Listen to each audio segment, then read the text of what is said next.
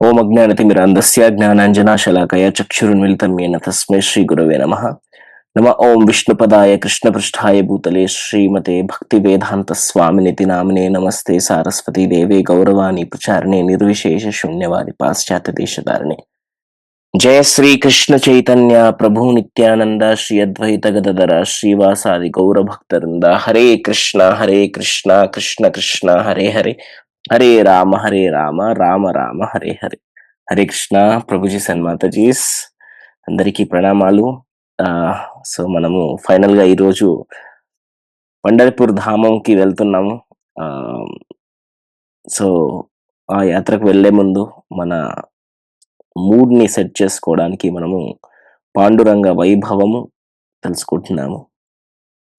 ఈ పాండురంగ వైభవంలో భాగంగా మనము ఇప్పటి వరకు 4 సెషన్స్ కంప్లీట్ చేశాము. మొదటి సెషన్ లో మనము పాండురంగ ధామం యొక్క గొప్పతనం ఏంటో తెలుసుకున్నాం. తర్వాత ఆ ధామంకు వెళ్ళడానికి మనకు కావలసిన మూడేంటో తెలుసుకున్నాం. తర్వాత రుక్మిణి యొక్క వివాహము, కృష్ణుని యొక్క టైం లైన్ తెలుసుకొని, కృష్ణుడు ఏ ఏజ్ లో ఏం చేశాడని తెలుసుకుని, దాంట్లో రుక్మిణి వివాహం ఎలా అయిందో తెలుసుకున్నాం మనం. ఆ రుక్మిణీదేవి ఒకరోజు ఒక లీలలో భాగంగా అలిగి కిందికి ఎలా వచ్చిందో తెలుసుకున్నాము. తర్వాత కృష్ణుడు స్వయంగా ద్వారకా నుంచి స్వయంగా ద్వారకా నుంచి రుక్మిణీదేవి యొక్క బర్త్ ప్లేస్ అయినటువంటి మహారాష్ట్రలోని విదర్భకు ఎలా వచ్చారని కూడా మనం తెలుసుకున్నాం. తర్వాత అదే విధంగా కృష్ణుడు అక్కడ ఆవుల కోసం అని చెప్పేసి గోపాల్పూర్ కి వస్తున్నారు. రోజు అక్కడ మనకు విష్ణుపాద టెంపుల్ ఉంది, అలాగే అక్కడ మనకు నారద టెంపుల్ కూడా లీలను చూస్తూ ఉన్నాడని తెలుసుకున్నాం. తర్వాత మళ్ళీ మనము కృష్ణుని యొక్క టైం లైన్ లో జరాసంధ, కాలయవ్వన అనే రాక్షసుల గురించి తెలుసుకున్నాం. తర్వాత ముచ్చుకుంద ఈ కాలయవ్వనుని చంపడానికి ఎలా సహాయపడ్డాడో, తర్వాత ముచ్చుకుందకు కృష్ణుడు ఏం కావాలని అడిగితే ముచ్చుకుందుడు ఎప్పుడు దర్శనమివ్వాలని కోరుకుంటే తర్వాత జన్మలో ఇస్తాను అంటే ముచ్చుకుందుడు తర్వాత జన్మలో పుండరీకుడుగా జన్మించారు. ఆ పుండరీకుని యొక్క చరిత్ర మనం మొత్తం తెలుసుకున్నాము. పుండరీకుడు ఎలాంటి వాడు, తన తల్లిదండ్రులతో తన బిహేవియర్ ఎలా ఉండేది, తర్వాత వాళ్ళు కాశీకి వెళ్ళడం, కుక్కుట్ముని ఆశ్రమంలో వాళ్ళు ఉండడము, తర్వాత కుక్కుట్ముని ఆశ్రమంలో ఉన్నప్పుడు గంగా, యమున, సరస్వతి వాళ్లకు దర్శనం ఇచ్చి వారికి మంచి మాటలు చెప్పడము. అప్పుడు పుండరీకుడు మారిపోయి తన తల్లిదండ్రులను మళ్ళీ సేవించడము, తర్వాత ఆ సేవకు, వైష్ణవ సేవకు, తల్లిదండ్రుల సేవకు మెచ్చి కృష్ణుడు పుండరీకుడికి దర్శనం ఇవ్వడము. తర్వాత పుండరీకుడు మళ్ళీ అదే కోరిక అడగడము, ఇప్పుడు అలాగే ఉండిపోవాలని కోరిక అడగడము, అది మనము తర్వాత తెలుసుకున్నాము. తర్వాత చంద్రభాగ నది యొక్క చరిత్ర మనం తెలుసుకున్నాం. ఎందుకంటే ఈ లీల అంతా అయింది చంద్రభాగ నది తీరమున అయింది కాబట్టి మనం చంద్రభాగ నది యొక్క వైభవము మనము తెలుసుకున్నాము. ఆ వైభవంలో భాగంగా మనము లోహదండము, ఇంద్రుని యొక్క తప్పులు, తర్వాత భగవంతుని యొక్క కృప అనేది మనము ప్రతి ఒక్క ధామంలో ఉంటుంది అని చెప్పుకున్నాం మనం. ఈ రోజు మనము అటువంటి ధామంలో ఉన్న గొప్ప భక్తులలో ఒక భక్తుడైనటువంటి తుకారాం మహారాజ్ గురించి మనం ఈరోజు నేర్చుకుంటాం. సో ఇది quick recap of what will until now. So భగవంతుడికి, భక్తులకి ఒక ఎటర్నల్ ఎప్పుడు ఒక కాంపిటీషన్ ఉంటుందన్నమాట. ఆ కాంపిటీషన్ ఏంటంటే భక్తులు భగవంతుణ్ణి పొగుడుతూ ఉంటారు. వేదం మొత్తం చూస్తే ఏముంటుంది, వేదాలు, పురాణాలు, ఇతిహాసాలు ఏవి చూసినా ఏముంటుంది, భగవంతుని యొక్క పొగడతలు ఉంటాయి. కానీ భగవంతుడు కూడా భక్తుల్ని పొగుడుతూ ఉంటాడు కంటిన్యూస్ గా. This is eternal competition. ఏ విధంగా అయితే యశోద మాత కృష్ణుడికి పాలిచ్చేటప్పుడు there is eternal competition between Krishna and Yashoda. కృష్ణుడు ఏం చేస్తాడు, పాలను సక్ చేస్తా ఉంటాడు యశోద మాత దగ్గర నుంచి. ఇప్పుడు యశోద ప్రేమతో పాలిస్తా ఉంటుంది. ఆ ప్రేమ ఎంత ప్రేమతో ఇస్తున్నప్పుడు దాన్ని తీసుకోలేకుండా కృష్ణుడు ఉండలేడు. So Krishna is trying his best to grab entire milk. నా భగవంతుడికి సరిపోతున్నాయో లేవో అని చెప్పేసి యశోదామాత ఇంకా ప్రేమతో ప్రొడ్యూస్ చేస్తుంది. ఈయన లాగుతాండు, ఆమె ఇస్తుంది, లాగుతుండే ఇస్తుంది. This is such a pure state of love. ఇది ప్యూర్ స్టేట్ ఆఫ్ లవ్. ఈ కాంపిటీషన్ ఎవరు ఓడిపోతారు? ఆబ్వియస్లీ కృష్ణ ఓడిపోతాడు. Obviously Krishna, it doesn't mean that Krishna really gets defeated. It's not like that. ఎలా అయితే మనము మన బిడ్డలతో ఆడుకుంటాము, ఒక్కొక్కసారి వాళ్ళు ఇలా ఫైటింగ్ చేసినప్పుడు వాడు మనకు తగలదు పెట్టదు కానీ మనం కింద పడి చచ్చిపోతాం మనం అప్పుడప్పుడు. So in the same way, just భక్తులకు ఆనందం ఇవ్వడానికి భగవంతుడు ఓడిపోతాడు. అందుకే ఆ పాలు తాగేటప్పుడు యశోదామాత యొక్క పాలు ఓవర్‌ఫ్లో అయిపోయి కొన్ని కొన్ని సార్లు చిన్న చిన్న డ్రాప్స్ పడతా ఉంటాయన్నమాట కృష్ణుని యొక్క మొహం పైన. ఇది మనము ఎప్పుడు నేర్చుకున్నామంటే దామోదర్ లీలలో నేర్చుకున్నాం, ఇఫ్ ఐఎమ్ కరెక్ట్. ఆ దామోదర్ లీలలో మనం ఏం చెప్పుకున్నాం, చిన్న చిన్న డ్రాప్స్, వైట్ డ్రాప్స్ ఇలా పడి భగవంతుని యొక్క బ్లూయిష్ డార్క్ ఫేస్ పైన ముత్యాల్లాగా అనిపిస్తాయి అన్నమాట. అది భగవంతుని అందం అది. సో ఆ విధంగా భక్తులకి భగవంతునికి ఎప్పుడు ఆ కాంపిటీషన్ ఉంటుంది. సో అదే విధంగా భక్తులు ఎప్పుడు భగవంతుని కీర్తిస్తూ ఉంటారు. భగవంతుడా నువ్వు ఎంత కృపామయుడు, భగవంతుడా భగవంతుడా నువ్వు ఇంత సుందరంగా ఎలా ఉన్నావు, భగవంతుడా భగవంతుడా మరీ మా పైన ఇంత దయనా మీకు, భగవంతుడా భగవంతుడా నిజంగా మేము లేకపోతే మీరు ఏడుస్తారా, మాకెందుకు రావట్లేదు ఆ ప్రేమ అని చెప్పేసి ఎప్పుడూ మనం భగవంతుని కీర్తిస్తూనే ఉంటాం. అది విని భగవంతుడు ఆనందపడుతాడా అంటే పడతాడు. But at the same time reciprocates. ఏమంటారు భగవంతుడు, నాకు భక్తులు తప్ప ఇంకెవరు తెలియరు. నాకు తెలిసిందల్లా ఒకళ్ళే భక్తులు. నా భక్తులకు తెలిసిందల్లా ఒకటే, అది నేను. వాడికి నేను తెలుసు, నాకు వాడు తెలుసు. అంతే. భగవంతుడు చెప్తున్నాడు, స్వయంగా భగవంతుడు చెప్తున్నాడు ఇది. శ్రీమద్ భాగవతంలోని 9వ స్కందంలో 4వ అధ్యాయంలో ఎప్పుడైతే అంబరీషముని దుర్వాసముని అంబరీష మహర్షిని ఎప్పుడైతే మనకు శపించాడో, అప్పుడు చెప్తా ఉంటారన్నమాట. ఏమని, సాధవో హృదయం మహ్యం సాధూనాం హృదయం అహం మద్ అన్యాతే నా జానంతి నాహం తేభ్యో మహాగ్ అపి. ఏం చెప్తున్నారు ఇక్కడ, సాధవో హృదయం మహ్యం, సాధువులలో హృదయంలో, సాధువులు అంటే భక్తులు బేసికల్లీ, సాధువులలో హృదయంలో నేనుంటాను. సాధూనాం హృదయం అహం, వాళ్ళ హృదయంలో నేనుంటాను. నా హృదయంలో వారు ఉంటారు, వారి హృదయంలో నేనుంటాను. మద్ అన్యత్, నాకు అన్యత్, ఆయన వాళ్ళు తప్ప నాకు ఇంకెవరు తెలియదు. తేనా జానంతి, వారికి నేను తప్ప ఇంకెవరు తెలియదు. I don't know anyone except the devotees and devotees don't know anyone except me. వారికి నేను తప్ప ఎవరు తెలియదు, నాకు వారి తప్ప ఎవరు తెలియదు. ఇది భగవంతుడు మన పొజిషన్ ఎస్టాబ్లిష్ చేస్తున్నాడు చూడండి. అది మన పొజిషన్. సో ఆ పొజిషన్ ని మనం నిలబెట్టుకోవాలంటే, ఎలా అయితే రాజకీయ నాయకులు తన పొజిషన్స్ నిలబెట్టడానికి నానా కష్టాలు పడతారో, మనం కూడా మంచి కష్టాలు పడాలి, చెడు కష్టాలు పడకూడదు. We should not try to impress God, we should serve God, we should serve his devotees. So ఆ పొజిషన్ని మనం నిలబెట్టుకోవాలి. భగవంతుడు ఎంత నమ్మకంతో ఉన్నాడండి మన పైన, అయ్యో వీడికి నేను తప్ప ఎవరు తెలియదు అని. అది అమాయకత్వము అంటే, ఒకవేళ మనం భక్తులు అనుకుంటే భగవంతుడు అమాయకుడు. సో మనం ఆ స్టేట్కి వెళ్ళాలి. మనం భగవంతుని గర్వపడేలా చేయాలి. మనం భగవంతుడికి ఆనందం ఇవ్వాలి. భగవంతుడికి మన ఆనందం కోసం భక్తి చేయకూడదు, భగవంతుని ఆనందం కోసం. అయ్యో భగవంతుడు ఇంత పెద్ద మాట అంటున్నాడా, ఇంత పెద్ద మాట అంటున్నాడంటే మనం కొద్దిగానే చేయాలి కదా అని చెప్పేసి భక్తి మనం మంచిగా చక్కగా చేయాలి. భక్తి చక్కగా చేయాలంటే మనకు శ్రీల ప్రభుపాదుల వారు మనకు సింపుల్గా కొన్ని రూల్స్ చెప్పాడు. ఏమని, నో మీట్ ఈటింగ్, జీవహింస చేసి అనవసరంగా పరజీవులను హింస పెట్టి మన నాలుకను సంతృప్తి పరచుకోకూడదు. నెక్స్ట్, నో ఇల్లిసిట్ రిలేషన్షిప్స్, వేరే పరస్త్రీతో కానీ పరి పురుషులతో కానీ అక్రమ సంబంధాలు పెట్టుకోకపోవడం.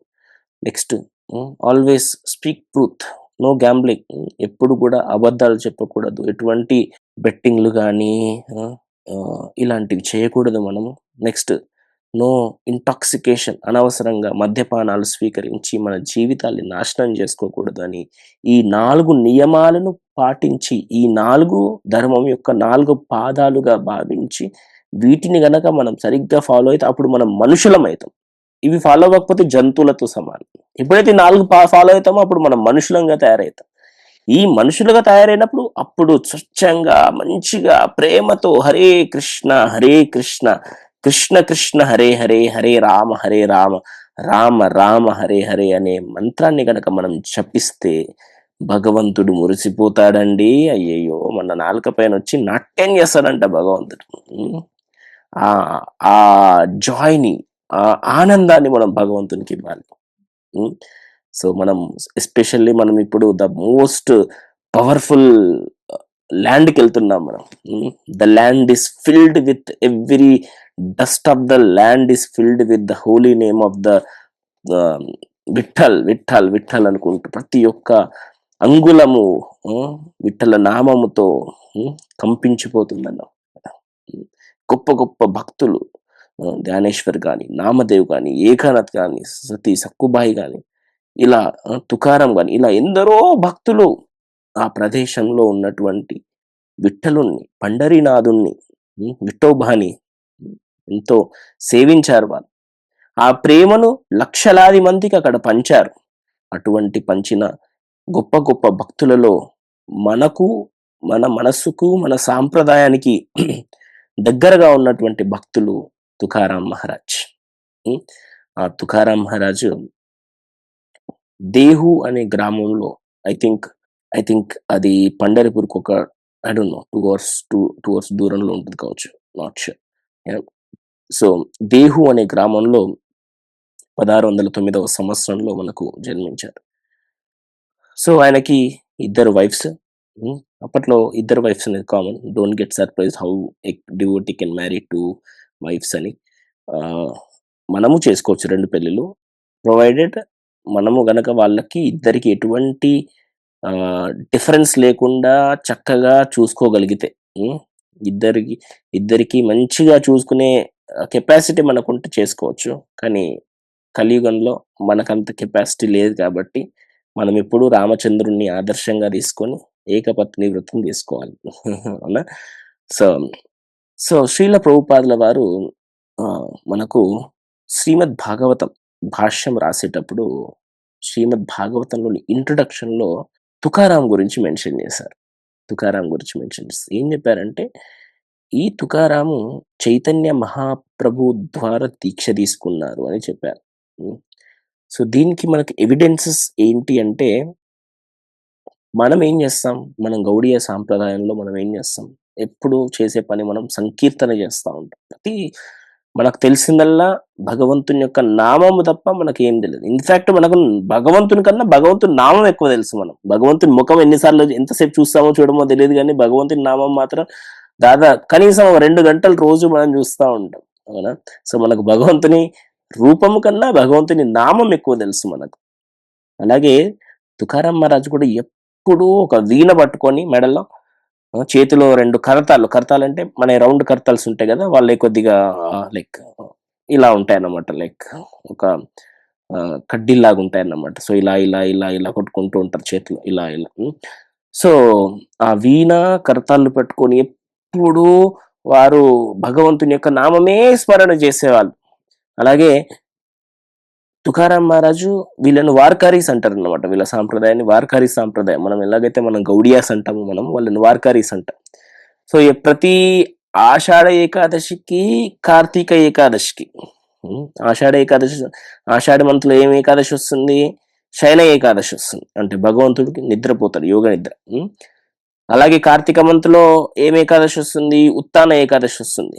ఈ 4 నెలలు పడుకుంటారు భగవంతుడు. దేవతలందరూ గూడా పడుకుంటారని అందుకే దీన్ని చాతుర్మాస్యం అంటాం మనం.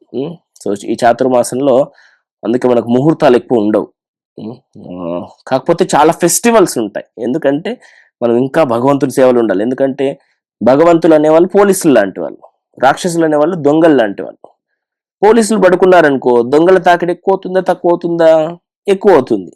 అందుకే ఈ దొంగల తాకిడి నుంచి తట్టుకోవడానికి చాలా ఫెస్టివల్స్ ఇచ్చారు మనకు. దామోదర లీల అని చెప్పేసి, గోవర్ధన్ లీల అని చెప్పేసి ఇలా ఎన్నో ఫెస్టివల్స్ మనకొస్తా ఉంటాయన్నమాట. ఈవెన్ రథయాత్ర గూడా ఆ సమయంలోనే వస్తుంది. మన జగన్నాథ రథయాత్ర ఐ థింక్ కదా! యాహ్! సో, ఈ విధంగా మనకు ఆహ్, ఎన్నో ఫెస్టివల్స్ ఒస్తాయి. ఎందుకంటే రాక్షసుల తాకిడి నుంచి తట్టుకోవడానికి పోలీసులు లేని పక్షంలో కూడా. హ్మ్. అందుకే ఈ ఆషాఢ ఏకాదశి నుంచి కార్తీక ఏకాదశి అంటే శయన ఏకాదశికి దేహు నుంచి పండర్‌పూర్‌కి వెళ్ళేవాళ్ళు. తుకారాం మహారాజ్‌ని లీడ్ చేసుకుంటూ. అదే విధంగా ఈ తుకారాం మహారాజ్ లీడర్‌షిప్‌లో ఉత్తాన ఏకాదశికి గూడా వెళ్ళేవారన్నమాట. దేహు నుంచి పండర్‌పూర్‌కి. ఎలా వెళ్ళేవాళ్ళు? ట్రైన్‌లో, ఏరోప్లేన్‌లో గాదు. వాళ్ళు నడుచుకుంటూ కీర్తనలు చేసుకుంటూ వెళ్ళేవారన్నమాట. ఎన్నో కీర్తనలు చేసుకుంటూ వాళ్ళు చక్కగా వెళ్తూ ఉండేవాళ్ళు. వెళ్ళేటప్పుడు దారిలో ప్రతి ఒక్క విలేజ్‌లో ఆగి ప్రీచింగ్ చేసేవాళ్ళు. చెప్పండయ్యా భగవంతుని నామం చెప్పండి. ఈ భౌతిక ప్రపంచంలో భగవంతుని నామం తప్ప ఇంకా ఏది మనకు ఆనందం ఇవ్వదు. మీకు ఆనందం ఇచ్చినట్టు అనిపించినా అది అది మీ భ్రమ. అది ఆనందాన్ని నిత్యము ఇవ్వదు. నిత్యమునిచ్చే ఆనందం ఏదైనా ఉంది అంటే అది భగవంతుని నామస్మరణే. ఆ నామాన్ని స్మరించండి అని చెప్పేసి ప్రతి ఒక్క విలేజ్‌లో విలేజ్ టు విలేజ్ ప్రీచింగ్ చేసేవారన్నమాట తుకారాం మహారాజ్. హ్మ్.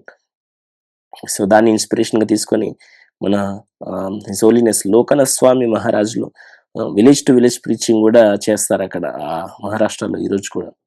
సో, తుకారాం మహారాజ్ మనకెంతో ఆహ్, చాలా దగ్గరగా మన సాంప్రదాయానికి ఇలా సంకీర్తన మూవ్‌మెంట్ చేసుకుంటూ, ప్రవచనాలు చెప్పుకుంటూ, అలాగే ఆయన chanting is more important than the rituals అని ప్రచారం చేసేవారు తుకారాం మహర్షి. మనం గూడా అదే చెప్తా ఉంటాం. Rituals are next, chanting is first అని. భగవంతుని యొక్క నామస్మరణ ఈ కలియుగంలో వెరీ ఇంపార్టెంట్. ఎందుకంటే ఆయన చదివిందేంటి తుకారాం మహారాజు? ఆయన చదివింది భగవద్గీతని. ఆయన చదివింది శ్రీమద్ భాగవతమే. హ్మ్. ఆయన చదివింది సేమ్ శాస్త్రాలు. మనం చదివేది సేమ్ శాస్త్రాలు. Understanding is same. అందుకని వారు మనం చాలా దగ్గరగన్నమాట. దానికి తోడు మన చైతన్య మహాప్రభు ఆహ్, ఎప్పుడైతే సౌత్ ఇండియా ట్రిప్ చేస్తున్నారో, సౌత్ ఇండియా ట్రిప్ చేసినప్పుడు ఫస్ట్ శ్రీరంగం నుంచి ఉడిపికెళ్ళి, ఉడిపి నుంచి గోకర్ణకెళ్ళి, గోకర్ణ నుంచి అలా వెళ్తూ ఉండగా గోకర్ణ నుంచి కొల్హాపూర్ ఎళ్లి, కొల్హాపూర్ నుంచి పండర్‌పూర్‌కొచ్చారన్నమాట. ఆ పండర్‌పూర్‌లో కొన్ని రోజులు చైతన్య మహాప్రభు ఉన్నారు. ఆ! అన్ని రోజులు కూడా చంద్రభాగ నదిలో చైతన్య మహాప్రభు స్నానం చేశారు. అదే నీళ్ళలో మనం స్నానం చేయబోతున్నాం. సో, అప్పుడు చైతన్య మహాప్రభు తుకారాంకి దీక్ష ఇచ్చినట్టు ఆహ్, మనకు ఉంటుందన్నమాట. సో, అదే విధంగా తుకారాం మహారాజు ఎంత గొప్ప భక్తుడంటే యాక్చువల్‌గా ఆయన బ్రాహ్మణ కుటుంబంలో పుట్టలేదు. వైశ్య కుటుంబంలో పుట్టారు. సో, ఈ వైశ్య కుటుంబంలో పుట్టి తుకారాం మహారాజు బ్రాహ్మణుల కన్నా ఎక్కువ పాపులర్ అయిపోతున్నారన్నమాట. ఆయనకేదో పాపులారిటీ రావాలని ఆయన చేయట్లేదు. ఆయన చేసే పనుల ద్వారా ఆయనకు పాపులారిటీ ఆటోమేటిక్‌గా వస్తుంది. అందుకే ఎప్పుడు చెప్తా ఉంటాం. ఈ popularity is a byproduct. It's not a main product for us. That is a byproduct. Very which we don't want at all. Popularity is not our goal. Our goal is to spread the movement of Chaitanya Mahaprabhu. ఆ preaching చేస్తూ భగవంతుని యొక్క నామాన్ని ప్రతి ఒక్క హృదయమున మనం నాటాలి అనేది మన గోల్. ఈ మధ్యలో ఈ పాపులారిటీ ఇవన్నీ బై ప్రొడక్ట్స్. అది మన మెయిన్ ప్రొడక్ట్ కాదు. అవునా? సో, ఇలా చేస్తా ఉంటే తుకారాం మహారాజ్‌కి చాలా పాపులారిటీ వచ్చేసింది. రాగానే అక్కడున్న బ్రాహ్మణులు సరిగ్గా ఉంటారా? అయ్యో! వీడికి పాపులారిటీ వచ్చేస్తుంది. మా బతుకులేం గావాలి? అందరూ వీడినే తుకారాం కి జై అన్నారనుకోండి. మాకెవరంటారు జై జైలు అని జెప్పేసి వెంటనే చాలా ఎన్వియస్‌గా ఫీల్ అయ్యారు లోకల్ బ్రాహ్మణులందరూ ఎన్వియస్‌గా ఫీల్ అవ్వగానే వాళ్ళందరూ కలిసి ఆ మఠంలో ఉన్నటువంటి ఒక లీడర్ ఉంటారు గదా! ఆ లీడర్‌కి వెళ్లి తిన గురించి చాలా చాడీలు జెప్పేసారు. చాలా చాడీలు చెప్పేసరికి వెంటనే ఆయన పేరు రామేశ్వర భట్ట. ఆయన వచ్చి తుకారాంకి అడిగాడు. "ఏంది ఇలా చెప్తున్నారు మీ గురించి? మీరన్ని తప్పుడు ప్రచారాలు చేస్తున్నారంట భగవంతుని గురించి" అని చెప్పగానే తుకారాం కన్విన్స్ చేయలేకపోయాడు. ఎందుకంటే ఆయనకంత అవసరం లేదు. These are the very stupid politics, ఇందులో మనం ఇన్వాల్వ్ అవ్వద్దు అని చెప్పేసి తుకారాం మహారాజు అప్పుడు కూడా భగవంతుని నామస్మరణ చేస్తూ ఉన్నాడు. హ్మ్. ఎందుకంటే మనం ఎప్పుడు కూడా అనవసరమైన విషయాలు చాలా తక్కువ మాట్లాడాలి. భగవంతుని నామం ఎక్కువ మాట్లాడాలి. మనకు ఎప్పుడు గూడా we should never use the loose tongue. We should always hold our tongue very properly. మనకు చెప్తుంటే ఎప్పుడు గూడా అనద్వేగాకరం వాక్యం సత్యం ప్రియం హితం చేత్ స్వాధ్యాయాభ్యాం. అంటే మనము వీటికే వాడాలి మన నాలుకని. ఏంది అనుద్వేగాకరం వాక్యం. ఎప్పుడు గూడా మనం ఒకళ్ళని ప్రొవోక్ చేసే విధంగా మనం మాట్లాడకూడదు. అనుద్వేగకరం వాక్యం సత్యం. ఎప్పుడు సత్యంగానే మాట్లాడాలి. ఎప్పుడు ప్రియంగానే మాట్లాడాలి. ఎప్పుడు హితం కోరే మాట్లాడాలి. హ్మ్. ఆహ్, అలాగే మనము స్వాధ్యాయాభ్యానం అంటే మన సెల్ఫ్ స్టడీ కోసం మాత్రమే నాలుకని వాడుకోవాలి తప్ప, అనవసరమైన విషయాలు ఇలాంటివి ఎప్పుడు గూడా మనకు మన నాలుకను దీనికోసం మనం వృధా చేసుకోకూడదు. అందుకని తుకారాం మహారాజ్ తనను కన్విన్స్ చేయలేకపోయాడు. అప్పుడు రామేశ్వర భట్ట ఏం చేశారంటే, తుకారాం మహారాజు ప్రీచింగ్‌తో పాటు అభంగాలు రాసేవారు. పోయెమ్స్ రాసేవాళ్ళు. భగవంతుని పైన పోయెమ్స్ రాసేవారు. హ్మ్. ఆ పోయెమ్‌లో రాసేటప్పుడు దాదాపుగా 4000 పైచిలుకు అభంగాలే రాశారు తుకారాం మహారాజ్. ఈ 4000 అభంగాల్ని తీసుకెళ్ళి అక్కడ ఉన్నటువంటి ఇంద్రాయణి అనే నదిలో పడేయండి అని చెప్పేశాడు రామేశ్వర్ భట్ట. అప్పుడు తుకారాం మహారాజు ఎంతో కష్టపడి తన ప్రాణం పెట్టి రాసిన అభంగాలవి. ఇదేదో ఎక్కడో చూసి నాలుక కాపీ కొట్టినయి కాదు ఇక్కడ. స్వయంగా తన హృదయము నుంచి వెలువడిన వాక్యాలవి. ఆ అభంగాలలో నాకు మొన్న ఏదో చదువుతా ఉన్నా తుకారాం యొక్క అభంగాలు ఎలా ఉంటాయి, ఇందరూ ఇంత పొగుడుతున్నారు, ఈ అభంగాలు ఇంత బాగుంటాయా ఈ అభంగాలు అని చెప్పేసి ఏదో చూస్తా ఉంటే నాకేదో మొన్న లైక్ మాజే మహేరా పండారి అంటే పండరిపుర్ అనేది నా మదర్ హోమ్, నా బర్త్ అంటే ఆయన చెప్తున్నాడు ఇది నా తల్లి ఉండే స్థానము పండరిపూర్. దాంట్లో నా తండ్రి ఎవరు? విఠలనాథుడు. తండ్రి నా పండరినాథుడు, తల్లి రుకుమాబాయి. రుకుమాబాయి అంటే రుక్మిణీదేవి. సో అలాగే నా బ్రదర్ ఎవరు అంటే ఒక్క నిమిషం, అది I need to get that. So very beautiful abhanga. పండరినాథుడు నా తండ్రి, రుక్మిణీదేవి రుక్మాయి నా తల్లి. అలాగే అక్కడ పుండరీకుడు ఉన్నాడు కదా, పుండరీకుడు నా బ్రదర్, అండ్ ఆయన చాలా గొప్పవాడు. నా చెల్లి వచ్చేసరికి చంద్రబాగ నది, ఆమె మాలో ఉన్న పాపాలన్నిటిని కూడా నాశనం చేసేస్తుంది. సో ఈ విధంగా ఎంతో గొప్పగా పండరీపురం గురించి చాలా వర్ణిస్తూ తన అభంగాలు రాశారన్నమాట తుకారాం మహారాజ్. ఇలాంటి భగవంతుని యొక్క నామం యొక్క గొప్పతనాల్ని కూడా ఎంతో సుందరంగా వర్ణించారు తుకారాం మహారాజ్.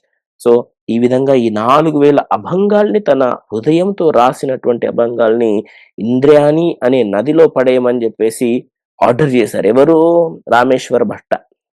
అప్పుడు తుకారాం మహారాజు భక్తుడు కదండి, భక్తుడికి ఎప్పుడు బ్రాహ్మణులు అంటే చాలా రెస్పెక్ట్ ఉంటుంది. భక్తులకు ఎప్పుడు కూడా 2 చాలా ఇంపార్టెంట్. ఏమేమవి?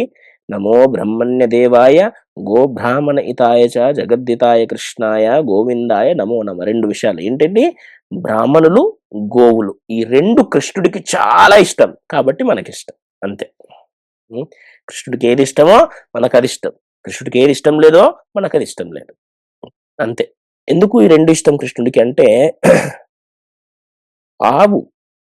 ఆవు అనేది ఒక బారోమీటర్ మనకి. ఆవు ఎక్కడైతే బాగుంటుందో అక్కడ భక్తి బాగున్నట్టు. అంటే మన భక్తికి కొలమానం ఏంటి అంటే ఆవు యొక్క సంరక్షణ. ఒకవేళ నిజంగా మనకు భక్తి ఉంది అంటే ఆవుని మనం సరిగ్గా చూసుకుంటాం, అది మన కొలమానం మన భక్తికి. అందుకే మన సనాతన ధర్మంలో ఆవుకి చాలా పెద్ద ప్రాముఖ్యత ఇచ్చారన్నమాట. మన భక్తికి కొలమానం ఏంటంటే ఆవు బాగుంది అంటే మన భక్తి బాగున్నట్టు. మనం ఆవుని సరిగ్గా చూసుకోలేదంటే మనకు భక్తి అసలు అర్థమే కానట్టు. సో అందుకోసమే ఈ ఆవు అనేది కొలమానము. బ్రాహ్మణులు అనేది మనలో ఉన్నటువంటి భక్తిని పెంచేవారు, మనల్ని భగవంతుడి దగ్గరికి చేర్చేవాళ్ళు. కాబట్టి వీళ్ళు తొందరగా నా బిడ్డలను నా దగ్గరికి రావడానికి ఇన్స్ట్రుమెంట్స్. కాబట్టి కృష్ణుడికి 2 చాలా ఇష్టం. ఎవరెవరు? ఆవులు, బ్రాహ్మణులు. సో ఈ రామేశ్వర భట్ట బ్రాహ్మణుడు కాబట్టి, తుకారాం భక్తుడు కాబట్టి, ఈ భక్తుడు ఆ బ్రాహ్మణుని రెస్పెక్ట్ ఇచ్చి ఎటువంటి క్వశ్చన్స్ వేయకుండా మీ ఆజ్ఞ అనేది నా అభంగాలను నదిలో పారేయడమే అయితే నేను సంతోషంగా పడేస్తాను అని చెప్పేసి అన్నిటినీ ఒక మూట కట్టేసి ఇంద్రాణి నదిలో ఎంతో బాధతో భగవంతుని నామం స్మరించుకుంటూ ఆ అభంగాలన్నీ కూడా ఆ నదిలో వదిలేశారు. వదిలేసిన తర్వాత తుకారాం మహారాజ్కి ఏం చేయాలో అర్థం, నా జీవితం మొత్తం కూడా ఈ పోయమ్స్. ఇన్ఫాక్ట్ ఆయన చెప్తా ఉంటారు ఏంటిని, the only jewel I possess is the words of the Hari. The only jewel I have is the words of Hari. The only clothes I wear. నేను నాకున్న నిజమైన ఆభరణాలు ఏంటంటే ఆ భగవంతుని యొక్క పదాలు, భగవంతుని యొక్క నామాలు. నాకుండే వస్త్రాలు కూడా భగవంతుని యొక్క పదాలు. హ్మ్. అలాగే నాకున్న ఆహారం కూడా భగవంతుని యొక్క నామమే. నాకున్న ఆస్తి ఆ నామాలను అందరికీ పంచిపెట్టడం. నాకున్న ఆస్తి నామాలు. ఆ ఆస్తి నాకొక్కడికే కావద్దు, అందరికి పంచిపెడతా నేను. ఆ నామము కనుక లేని జీవితము నాకెందుకు అని జెప్పేసి అక్కడే ఉన్న నది పక్కన ఉన్నటువంటి ఒక తీరమున కూర్చొని అలానే నది వైపు చూస్తూ, ఆ బంగాల వైపు చూస్తూ ఇంకా అతను ప్రేమ అనేది ఇంకా బయటకు తన్నుకొస్తుందన్నమాట. ఇంకా విఠలుడిని ప్రార్థిస్తూ, ప్రార్థిస్తూ, ప్రార్థిస్తూ దాదాపుగా 13 రోజులు ఏమి తినకుండా అక్కడే ఉంటూ, అక్కడ ఎంతోమంది గుమిగూడి ఇదంతా చూస్తున్నారు. అయ్యో! తుకారాం మహారాజు మాకిన్ని రోజులు ఇంత మంచి విషయాలు నేర్పించారు. ఒక మూర్ఖుడి వల్ల మాకు ఈరోజు ఈ పరిస్థితి పట్టింది. తుకారాం మహారాజుకి ఏమైపోతుందో అని చెప్పేసి అక్కడ అందరూ కూర్చొని వెయిట్ చేస్తున్నారు ఆయన కోసం పాపం. ఇప్పుడు 13 రోజుల తర్వాత స్వయంగా ఆ నది దేవత అయినటువంటి ఇంద్రాణి తీసుకొనొచ్చి ఆ బంగాల్ని తుకారాం మహారాజుకి అప్పజెప్పింది. ఇది తుకారాం మహారాజుకు గొప్పతనం ఇది. తుకారాం మహారాజు గొప్పతనం. అదే విధంగా ఇంత గొప్ప స్వభావం ఉన్నటువంటి తుకారాంని చూసి ఆ కాలంలో ఉన్నటువంటి రాజు అయినటువంటి శివాజీ మహారాజ్, ఛత్రపతి శివాజీ మహారాజ్ ఆ పీరియడ్‌లోనే వీరిద్దరు. ఛత్రపతి శివాజీ మహారాజ్ తను కొద్దిగా బిజీ ఉండడం వల్ల ఈయనకి గిఫ్ట్స్ పంపించాడు స్ తన సేవకులతోని. అప్పుడు తుకారాం మహారాజ్ వాటిని చూడగానే ఒకటే పదం అన్నారు. నా నిజంగా ఎంతో గౌరవముతో ఈ గిఫ్ట్స్‌ని రాజుగారు మాకు పంపించారు. వారికి నా నిజంగా హృదయపూర్వక ధన్యవాదాలు. ఎందుకంటే ఈ కాలంలో భక్తులను అప్రిషియేట్ చేసే ఇంత గొప్ప రాజులు ఉన్నారు అంటే అది ఈ రాజ్యానికే ఎంతో సుభిక్షత తెస్తుంది అని చెప్పేసి ఎంతో పొగిడారు శివాజీ మహారాజ్‌ని. కానీ చివరికి కానీ మీ రాజుగారు నాకు ఏదైతే అవసరం లేదో కరెక్ట్‌గా అదే పంపించారు.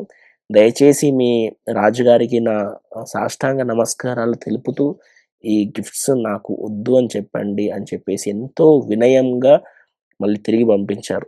ఆ గిఫ్ట్స్‌ని తీసుకోకుండా. హ్మ్. అప్పుడు వెంటనే శివాజీ మహారాజ్ ఇది విన్న తర్వాత ఆయన ఇంకా ఆశ్చర్యపోయాడు. అయ్యో! ఈ కాలంలో గిఫ్ట్స్ ఇస్తే తీసుకొని భక్తులు గూడా ఉన్నారా? అని జెప్పేసి ఇద్దరు, ఒకాయన గొప్ప క్షత్రియుడు, ఒకాయన గొప్ప భక్తుడు. ఎప్పుడైతే ఒక రాజ్యములో గొప్ప క్షత్రియులు ఉంటారో, గొప్ప బ్రాహ్మణులు ఉంటారో ఆ రాజ్యము అనేది ఎంత వైభవంగా ఉంటుంది అంటే అది చెప్పలేని పరిస్థితి. హ్మ్. ఈ కాలంలో గొప్ప బ్రాహ్మణులు తక్కువైపోయారు. గొప్ప క్షత్రియులు అసలు లేనే లేరు. హ్మ్. సో, ఇది ఛత్రపతి శివాజీ మహారాజ్ యొక్క గొప్పతనం.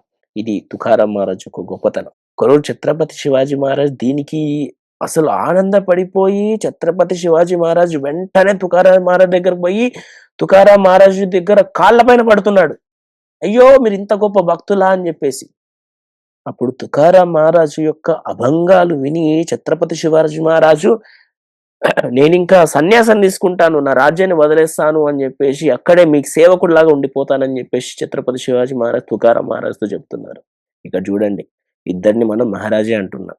ఛత్రపతి శివాజీ మహారాజే అంటున్నాం. తుకారాం మహారాజే అంటున్నాం. ఎందుకు ఇద్దరు మహారాజులు? ఆయన గొప్ప క్షత్రియుడు. తన వర్ణముకు అనుసారంగా తన రెస్పాన్సిబిలిటీస్ తను చేసుకుంటూ భగవంతుని యొక్క ధ్యానం జేస్తున్నారు. ఈయనను మహారాజు ఎందుకంటున్నాము? ఎందుకంటే ఈయన గూడా తన వర్ణం ప్రకారంగా తన బాధ్యతలు తన బాధ్యతలు చేస్తూ భగవంతుని యొక్క ధ్యానం చేస్తారు. ఇద్దరు మహారాజులే. మనసున్న మహారాజులిద్దరు. హ్మ్. మన సినిమా యాక్టర్స్ కాదు. వీళ్ళు నిజంగా మనసున్న మహారాజులు. సో, ఈ విధంగా ఛత్రపతి శివాజీ మహారాజ్ ఎప్పుడైతే నేను సన్యాసం తీసుకుంటాను, నాకేం అవసరం లేదనగానే వెంటనే తుకారాం మహారాజ్ అయ్యో! నాకు సేవకుడిలాగుంటావా సంతోషం అనలేదు. ఏమన్నారు? నువ్వు మనకు వర్ణాశ్రమ ధర్మం అనేది ఒకటున్నది. ఆ వర్ణాశ్రమ ధర్మంలో నువ్వు క్షత్రియ వర్ణంలో పుట్టావు. సో, నీలాంటి రాజులు ఈ రాజ్యానికి కావాలి. నీ రాజ్యం యొక్క ధర్మాన్ని నువ్వు అనుసరిస్తూ భక్తి చెయ్యు. అది నిజమైన భక్తి అని జెప్పేసి వెంటనే శివాజీ మహారాజ్‌కు తుకారాం ఇలా చెప్పేసరికి వెంటనే శివాజీ మహారాజ్ ఇంకా ఆనందపడిపోయాడు. అయ్యో! ఇంత సుందరంగా వర్ణిస్తున్నారు. మేమేం చేయాలో కూడా మీరు తెలుపుతున్నారు అని జెప్పేసి సంతోషపడి జెప్పి, మళ్ళీ తిరిగి వెళ్లి తన రాజ్యాన్ని ఇంకా బాగా చూసుకున్నాడన్నమాట. రాజ్యాన్ని ఇంకా ఎక్కువ భక్తితో చూసుకున్నారు. సో, ఈ విధంగా శివాజీ మహారాజు తుకారాం మహారాజుని పొగడడం, తుకారాం మహారాజ్ శివాజీ మహారాజుని పొగడడం అనేది సో, అలా వస్తూ ప్రతి ఒక్కరికి ఈ భగవత్ ప్రేమను పంచుతూ చివరిగా ఒకరోజు తినకు చివరి రోజు ఈ భౌతిక ప్రపంచంలో అని తుకారాం మహారాజ్‌కి తెలిసిపోయింది. రేపు చనిపోతున్నాడు అని తెలిసింది. చనిపోవడం ఈస్ నాట్ చనిపోవడం లిటరల్ సెన్స్‌లో. బట్ ఈ భౌతిక ప్రపంచాన్ని వదిలేసి ఎళ్ళిపోతున్నాను అనేది తెలిసింది. అప్పుడు తుకారాం మహారాజ్ చివరి రోజుల్లో హ్మ్. రేపు ఎళ్ళిపోతున్నానని తెలిసి ఆనందపడుతున్నాడు. అమ్మో! నేనెళ్ళిపోతున్నాను. నేను భగవంతుని చూస్తానా రేపు నేను అని జెప్పేసి ఆనందపడుతున్నాడు. ఆనందపడుతూ ఆ రోజు మొత్తం గూడా భగవంతుని కీర్తనలు నాన్ స్టాప్‌గా చేస్తున్నారిగ. నాన్ స్టాప్‌గా. ఫైనల్‌గా ఒక ఫేర్‌వెల్ మెసేజ్ అందరికిచ్చారన్నమాట. ఎవరు? తుకారాం మహారాజ్ అక్కడున్న రెసిడెంట్స్ అందరికి కూడా ఒక ఫేర్‌వెల్ మెసేజ్ ఇచ్చారు. ఏమని? చూడండి తండ్రులు అందరూ, భగవంతుని యొక్క కథ అంటే మనకు తెలిసిందల్లా ఒకటే. భగవంతుడు, భక్తులు, భగవంతుని నామం. ఈ మూడే తెలవాలి మనకు. మనకింకేం తెలవాల్సిన అవసరం లేదు. మూడే. ఏమి? భగవంతులు, భక్తులు, భగవంతుని యొక్క నామం. ఈ 3 తెలిస్తే మనకు చాలు. మిగతా అంతా గూడా, మిగతా అంతా గూడా వెరీ టెంపరరీ. మిగతా మొత్తం గూడా మీకు ఆస్తున్నా, అంతస్తులున్నా, అందమున్నా, ఏమున్నా అవన్నీ చాలా టెంపరరీ. కానీ భగవంతుని యొక్క నామము అనేది చాలా దివ్యమైనది. ఆ భగవంతుని యొక్క నామము మనము ఎప్పుడు జపించాలి. ఎప్పుడైతే మనం భగవంతుని నామము జపిస్తామో, భగవంతుని స్వయంగా మనము దర్శనం తీసుకొని భగవంతునితో స్వయంగా మనము ఉన్నట్టు అని చెప్పేసి చెప్తున్నారు. నామముకి, భగవంతునికి వ్యత్యాసము లేదు అని చెప్పేసి మనకు ఈవెన్ మనం కూడా ఎప్పుడు చెప్తుంటాం. ఏమని? నామ చింతామణి కృష్ణ చైతన్య రస విగ్రహ పూర్ణ శుద్ధో నిత్యముక్తో అభిన్నత్వం నామనామినో. అంటేంటి? ఎప్పుడు ఈ భగవంతుని యొక్క నామం అనేది ఆహ్, ఏమంటారు?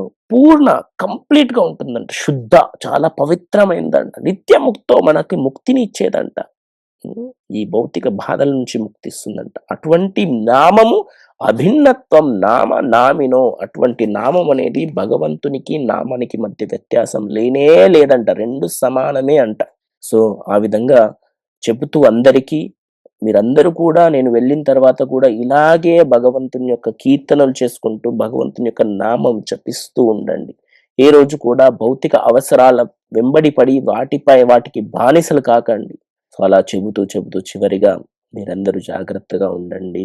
మీరందరూ ఈ ఏది వదిలినా, ఏది వదలకపోయినా మీ జీవితంలో సుఖమొచ్చినా, దుఃఖమొచ్చినా, ఏమొచ్చినా భగవంతుని యొక్క నామం మాత్రం మరవకండి అని చెప్పేసి తుకారాంకి 41 సంవత్సరాలు ఉన్నప్పుడు సాక్షాత్తు గరుడ వచ్చి ఆ గరుడ ఆహ్, తుకారాంని తీసుకొని వెళ్తుందన్నమాట. ఈ ఈ దృశ్యాన్ని అక్కడున్న జనులందరూ కూడా దర్శిస్తారు.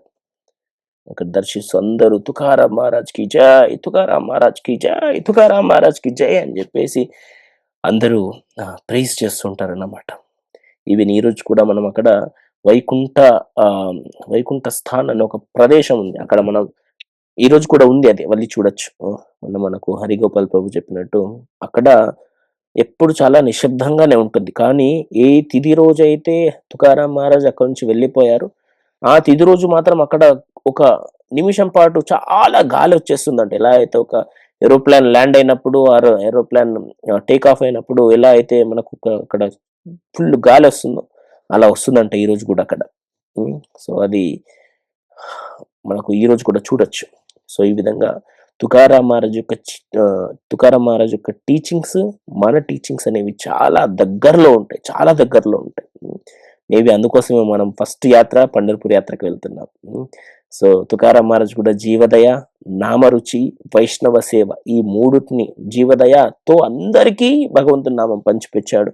అలాగే నామం యొక్క రుచిని తన అభంగాల రూపంలో తెలిపాడు. అలాగే వైష్ణవ సేవ అని చెప్పేసి అందరిని దేహు నుంచి తన గ్రామం నుంచి పంढरपूर ధామానికి కాలినడకన తీసుకెళ్ళేవారు. సంకీర్తన మనం ఎలాగైతే సంకీర్తన చేస్తామో వారు కూడా సంకీర్తన చేస్తూ ఉంటారనమాట. అలాగే తుకారాం మహారాజ్‌ని జగద్గురు అని గూడా అంటారు.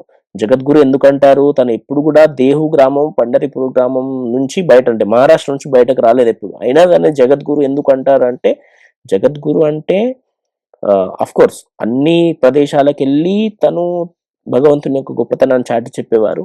అలాగే ఒక ప్రదేశంలో ఉంటూ గూడా తన టీచింగ్స్ అనేవి అందరికీ సకల జీవులకు అప్లికబుల్‌గా ఉండే టీచింగ్స్ ఇచ్చేవాళ్ళని గూడా జగద్గురు అంటారన్నమాట. సో, అటువంటి తుకారాం మహారాజు నడిచిన నేలకు మనము ఈరోజు రాత్రి వెళ్ళబోతున్నాము. మన మనస్సు పులకరించిపోవాలి. భక్తులు వెళ్ళిన ప్రదేశంకు మనం వెళ్ళడము. అటువంటి భక్తులు ముట్టిన పోగానే మనం చేయాల్సిన మొదటి పనేందంటే అక్కడ ఫస్ట్ పోగానే దండవత ప్రణామాలు చేయాలి. ఎందుకంటే మనం పోయేది వైకుంఠంకి, భూలోకంలో ఉన్నటువంటి వైకుంఠంకెళ్తున్నాం ఈరోజు మనం.